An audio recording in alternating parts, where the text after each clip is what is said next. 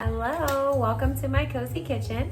Today we're going to be making a recipe that is just fall in a bowl, honestly, that will end up in a loaf pan, that will end up on your kitchen counter, and that will end up in your stomach. We are going to be making an apple bread. Although I have renamed it apple cinnamon cake because it is the farthest thing from a bread. With a powdered sugar glaze drizzled over top, it is melt in your mouth good. I'm talking pure bliss.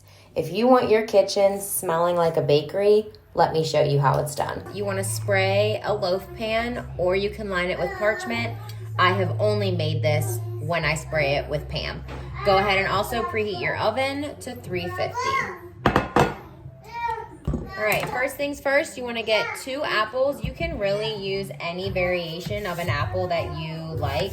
I have used Granny Smith, I've used Gala. You can also use Fuji. These are honeycrisp, and so that is what I'm going to be using today because we almost always have honeycrisp on hand because, well, they're my favorite apple and they're my kids' favorite apple. So go ahead and get this diced into little baby cubes. It doesn't have to be uniform, but just, fairly small. We are then going to be tossing these in just a mixture of cinnamon and sugar. And you want to do this first so they kind of have time to soak up the juice. And then we will be preparing the batter. All right, we've got our apples nice and diced. So go ahead and put these into your bowl. So it's going to yield about 2 cups, give or take. All right. Go ahead and sprinkle some cinnamon over top. You don't really have to measure this part, guys. It's just a typical sprinkle. Okay, just enough to get the juices working. Then you want to go ahead and just give these a gentle stir, just until they're fully coated.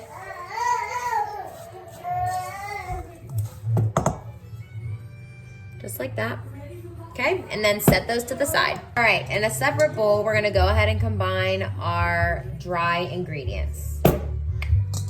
So you need 1 3/4 cup of flour.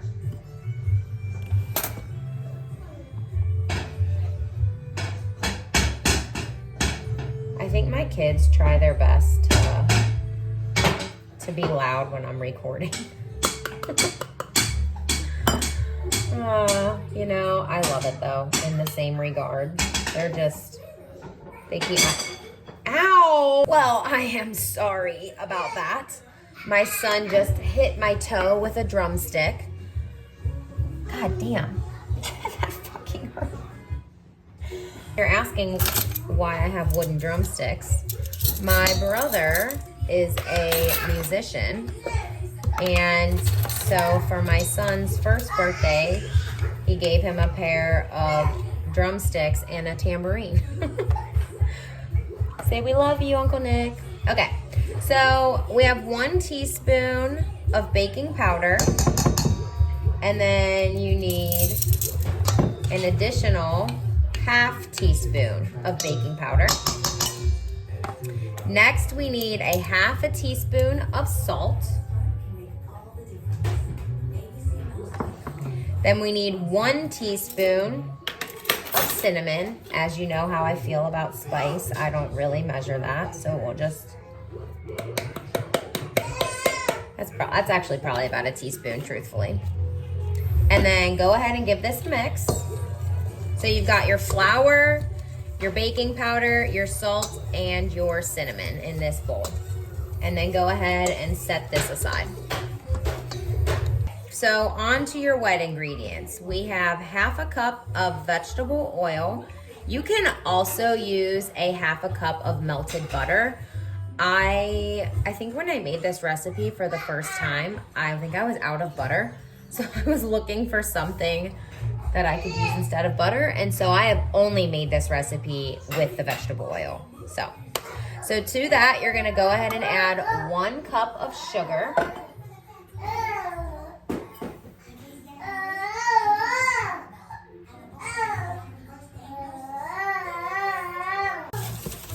All right, next we have 2 eggs. I'm just gonna add these one at a time just because. It doesn't specify to do that, but sometimes I find that it just, you know, combines better. Okay. All right, we've got that mixed up. Now you wanna go ahead and add 1 teaspoon of vanilla. Give or take, you know, I'm a heavy pourer when it comes to vanilla.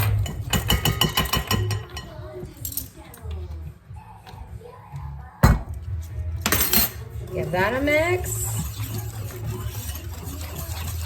And now you want to go ahead and add 1/4 cup of milk. I have whole milk because that's what my kids drink, so that's pretty much what I always have on hand here. Guys, it's coming together so quickly. Okay, so we've got our wet. You're gonna go ahead and add in your dry ingredients. Go ahead and give this a light stir just until it's incorporated. But you are gonna be folding in your apples, so this doesn't need to be like over mixed.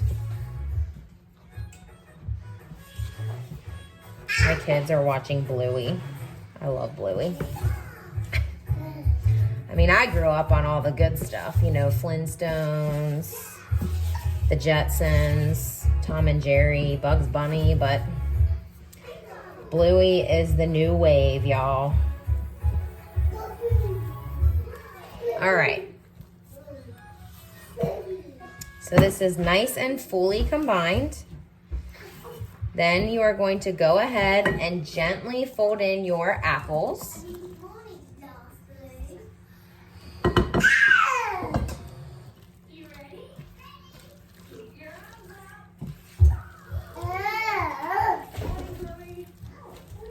And get your loaf pan and pour it in. By the way, guys, if you're enjoying this so far, please make sure you hit subscribe. I post easy comfort recipes every single week. Go ahead and mix just a little bit of cinnamon and sugar in a dish and kind of sprinkle it over top. This is probably why I don't measure, because I can never.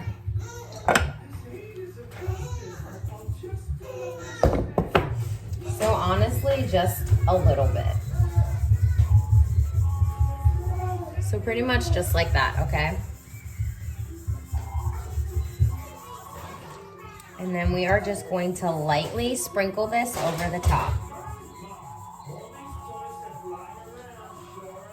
You probably won't even use all of it, and that's fine. It just gives it a little bit of extra something. And then just for a little razzle dazzle, I kind of like to just like do a little smoothie, crisscrossy, cutie little design on top. And this is just with a toothpick. And that's literally it.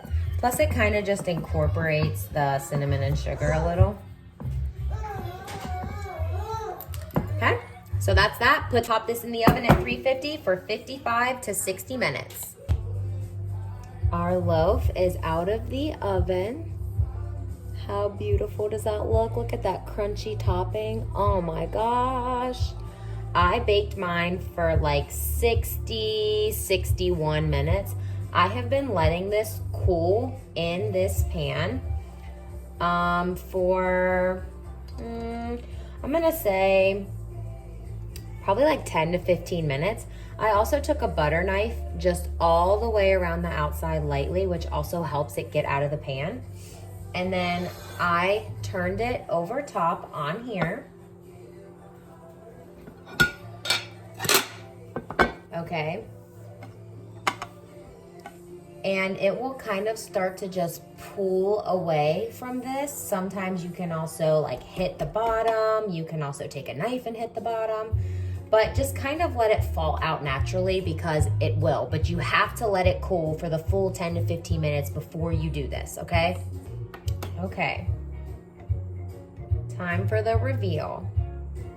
Ta-da! Totally okay if a little bit of this sticks to the bottom. I mean, honestly, it's hardly anything, and you're not gonna see it anyway, guys, so it doesn't matter because this is gonna get flipped back over. But, I mean, if you also want, you could eat that little crunchy bit and you would be most happy. Okay, so another trick, this is the plate that I'm going to be serving it on. Lay it over top. Take your other plate, flip. That simple. Yes, you dirty another plate, but I promise you'll get over it. Then your loaf adorns your gorgeous little plate. We're gonna let this cool completely, and then we're gonna put a little powdered sugar drizzle over top.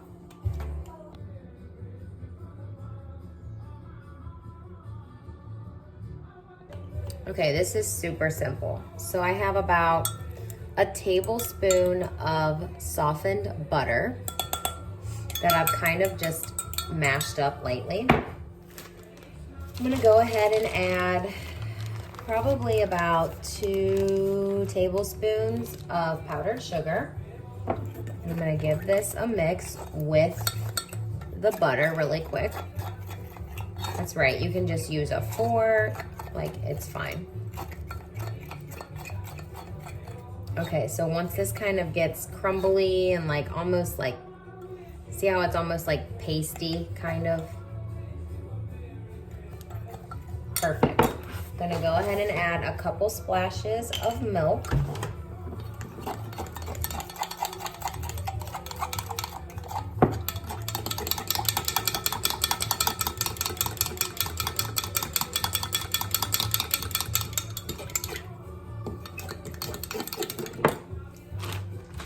Little more powdered sugar.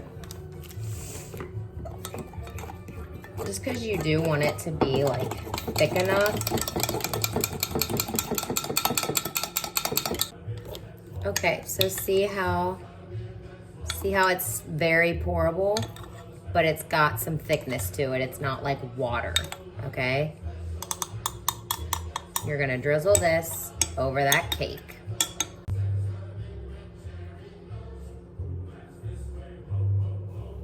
The little powdered sugar drizzle just takes this cake to the next level. This is everything you want on a cold morning and more. It is full of warm spices, soft apples, and a perfect crumb. You have to try this recipe.